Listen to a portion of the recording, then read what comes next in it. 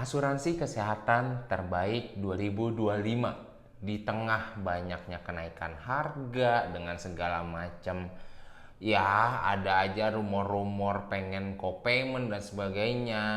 Tapi kita secara sadar tahu lah ya kalau kita tetap harus nyiapin yang namanya asuransi kesehatan. Hari ini gue akan cerita soal perjalanan gue mencari asuransi kesehatan walaupun gue sebagai agen asuransi. Pastikan lo orang nonton sampai habis, jangan lupa like, komen, dan juga subscribe video ini. Gue mungkin mulai dengan cerita gue di 2019 itu ambil asuransi kesehatan saat gue jadi agen asuransi juga. Jadi saat itu gue ngambil asuransi kesehatan unit link.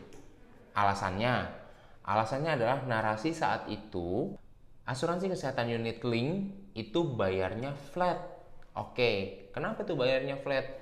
Karena asuransi unit link itu sendiri adalah proteksi yang disertai dengan investasi, di mana investasinya itu dibayarkan saat lagi kita produktif, sehingga pas nanti misalkan kita sudah pensiun di umur 55, 60 dan sebagainya, kita tidak mengalami kenaikan harga yang signifikan karena adanya kenaikan umur. Nah, melihat hal itu, terus juga sepertinya cukup make sense dan juga kayaknya hari-hari itu di 2019 untuk investasi bukan hal yang mudah aksesnya, akhirnya ambillah unit link.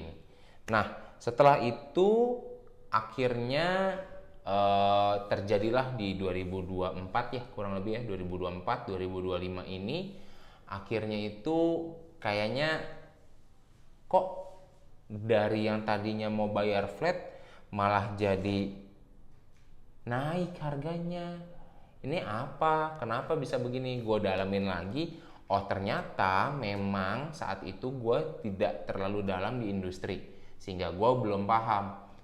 Ada yang namanya inflasi medis, di mana cost of insurance-nya si asuransi kesehatan gue yang di unit link itu juga meningkat karena adanya inflasi medis. Ngebahas inflasi medis mungkin di lain kesempatan ya. Nah, melihat hal itu, akhirnya gua mencari opsi. Ada yang namanya asuransi kesehatan tradisional. Di mana asuransi kesehatan tradisional ini ya udah cuma proteksi aja, nggak pakai investasi, tetapi seiring bertambahnya umur, lo akan ada kenaikan harga premi. Nah, gue juga mau cerita, 2019 itu gue tahu nggak sih ada asuransi kesehatan tradisional? Tahu teman-teman, tapi asuransi kesehatan tradisional di saat itu kurang, menurut gue ada dua hal yang gue concerning. Yang pertama, harganya naik per tahun. Nah, nggak masalah naik per tahun, tetapi harganya itu kita nggak tahu tahun depan berapa. Oke. Yang kedua, kalau misalkan terjadi sakit dan sebagainya, misalkan tiba-tiba terkena penyakit, si A kena diabetes tapi punya asuransi kesehatan tradisional, itu akan dinaikkan preminya karena kondisi satu individu tersebut. Nah, dengan concern tersebut, akhirnya gue juga lihat unit link ini masih cukup, akhirnya gue ambil unit link, nggak apa-apa bayar lebih mahal gitu kan, yang penting gue dapat kepastiannya. Turns out di 2024-2025an ini itu ada asuransi tradisional yang modern. Menarik tuh, tradisional tapi modern. Di mana kita bisa tahu forecast angkanya. Contoh, gue sekarang umur 30, gue udah tahu nih umur 31 sampai umur 100 harga asuransi gue tuh berapa.